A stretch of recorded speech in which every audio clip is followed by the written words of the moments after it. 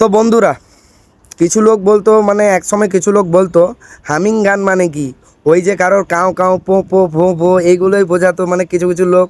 তাদের উদ্দেশ্যে আজকের এই ভিডিও, ঠিক আছে?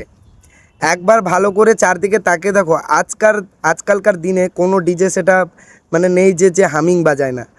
মানে কার নাম বললে ভালো লাগবে, মানে সার্জেন, পাওয়ার মিউজিক, ডিজে অঙ্কিত, বর্মন মিউজিক, যাই বলে, কাসানা, পঙ্কজ, ডিজে শশী, না মা মনসা প্রো, আরও অনেক বড় বড় সেট আছে।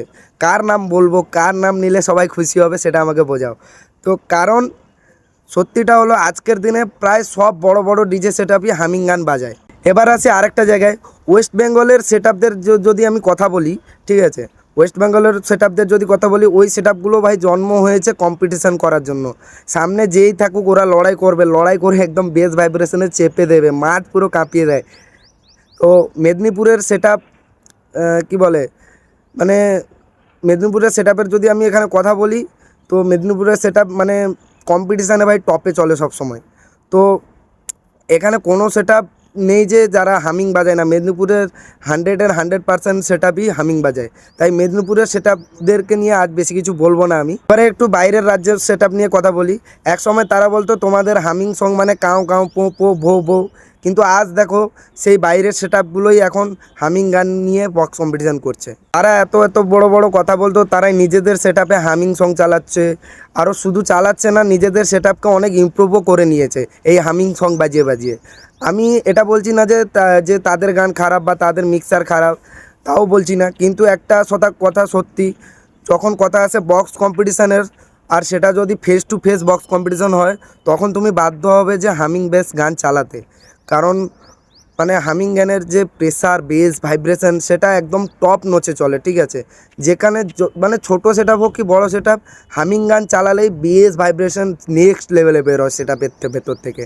তো এখানে যত যাই হয়ে যাক, তুমি যদি কম্পিটিশনের সময় হামিং গান না চালাও, তাহলে তোমার জেতা প্রায় অসম্ভব হয়ে পড়ে।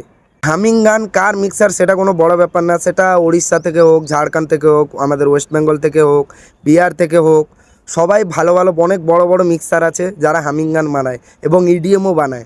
তো তাদের গান সবার আপনাদের সেট আপে মানে কী বলে বাজলেই সেট আপটা আগে ইমপ্রুভ করবে, না হলে ইমপ্রুভ করবে না। যদি এমনি নর্মাল গান বাজাও, তাহলে ওই সেট আপ কেউ ভাড়াও করবে না।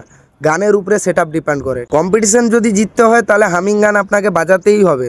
দাদাভাইরা কখনো কখনো গানকে মানে মানে একটাই কথা বলবো, দাদাভাইরা কখনো গানকে ছোট করো না, কোনো মিক্সারকেও অপমান করো না। কারণ মিক্সাররাই গান মিক্স করে বলেই তোমাদের ডিজে সেট আপের গান বাজে, ঠিক আছে? তাই কম্পিটিশান করো, পাবলিককে আনন্দ দাও, আর আগামী বছর আবার ভালোভাবে ফিরে আসো। হার জিত চলতেই থাকবে, কিন্তু যদি কোনো কন্ট্রোভার্সি বা ঝগড়া হয়, তাহলে একদিন পুরো ডিজে লাইনটা বন্ধ হয়ে যাবে। আজ সে তোমার ফ্যান, কাল সে তোমার হেটার হয়ে যেতে পারে। তাই ব্যবহারটা ঠিক রাখা খুবই জরুরি। সত্যি কথা বলতে কি, এটা দেখার মতো একটা বিষয় ছিল যে মানে দুটো সেট আপ ভয়ঙ্কর বেস এবং ভাইব্রেশন বের হচ্ছিলো। সেট আপগুলোর নাম বলে দিই, একটা হলো টাইটানিক, আর একটা হলো আমাদের ডিজে অঙ্কিত। তো ডিজে অঙ্কিত দাদা প্রথম মানে ওড়িশাতে মোটো মেলাতে প্রথমবার এসেছিলো। এবারে মানে করোয়া মেলাতে মানে টাইটানিকের সঙ্গে ডিজে অঙ্কিতের ভালো কম্পিটিশান, একটা মানে জবরদস্ত একটা কম্পিটিশান হয়েছে। পুরো পাবলিক কম্পিটিশান জুড়ে ভীষণ আনন্দ করেছে, ভীষণ। সত্যি অসাধারণ একটা মুহূর্ত ছিল। আর সবচেয়ে অবাক করার বিষয়, পুরো কম্পিটিশানটা হামিং গান দিয়েই হয়েছে, ঠিক আছে?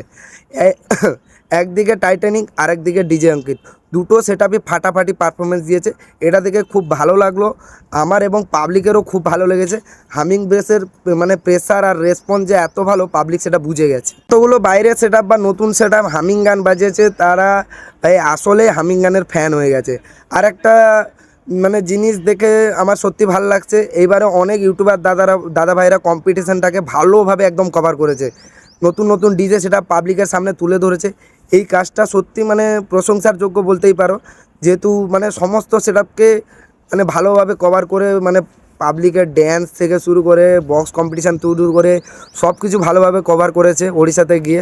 তবে একটা ছোট্ট রিকোয়েস্ট আছে, অনেক ভিডিওতে দেখলাম কেউ এমনভাবে রেকর্ডিং করছে মানে যেন শুধু মানে তার নিজস্ব যে পছন্দের সেট আপ, সেই সেট আপের রেসপন্সই খালি যেন ভালো দেখা যায় ইউটিউবে।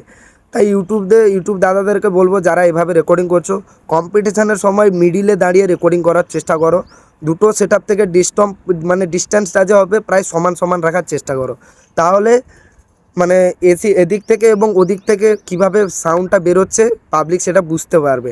আর যারা ফিল্ডে দাঁড়িয়ে থাকে তারা মিডিলে থাকে, আর যারা সাইডে থাকে তারাও হয়তো ঠিকভাবে বুঝতে পারে না কোন সেটা কোন গান বাজাচ্ছে। আর আপনারা যেভাবে এগুলোকে তুলে ধরছেন খুবই ভালো লাগলো, কারণ আপনারা যদি না করেন কিছুই হবে না, কারণ আপনারাই তো আসল ইউটিউবার।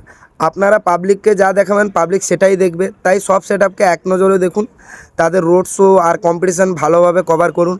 আর মানে এখানে একটা কারণ বলো, সব ক্যাবিনেট এক না, কেউ কার বেস থাকে, কেউ কারোর পপ বেস থাকে, কারোর স্ট্রেট বেস থাকে। তাই যদি আপনারা মিডিল পজিশন থেকে রেকর্ডিং করেন তাহলে ভিডিওটা গুরুত্ব বেশি বাড়বে, পাবলিকের বেশি পছন্দ হবে, এবং পাবলিক খুশি হলে আপনারা খুশি, আপনারা খুশি হলে আমিও খুশি, এবং আমি খুশি হলে সবাই খুশি। এবং এমনটাও না যে আমাকে খুশি হতে হবে, আমারও ভাল লাগে, পাবলিকেরও ভাল লাগবে, এবং আপনাদেরও নিজেদের ভিডিও দেখে নিজেদেরও ভাল লাগবে। যদি মানে কোন থেকে বা দূর থেকে রেকর্ডিং করেন বা দুটো সেটআপ একটু আঁকাবাঁকি করে রেকর্ডিং করেন, তাহলে এখানে কি হবে, মানে যে সেটআপের ভিডিও পাবলিক দেখবে সেই সেটআপকেই মানে বলবে এই সেটআপটা ভালো হয়েছে, কিন্তু অপোনেন্ট সেটআপের এখানে নাম খারাপ হয়ে যাওয়ার সম্ভাবনা বেশি থাকে। কারণ ধরো আমি ডিজে সার্জেনের ফ্যান, যদি ডিজে সার্জেনের কোণা থেকে যদি ভিডিওটা রেকর্ডিং হয় তাহলে আমি ভাববো ডিজে সার্জেন ভালো বেজেছে, এবং পাওয়ারের কাছ থেকে যদি হয় আমি ভাববো পাওয়ার বা বর্মন, যে কোনো সেটআপ হতে পারে। যে তো মিডিল পজিশনে দাঁড়িয়ে করে রেকর্ডিং করার চেষ্টাটা আপনার করবেন। ভিড় ভাড় হয় জানি, ধাক্কামুক্কি হয় প্রচুর, তবুও ট্রাই করলে বেশ খুশি হব।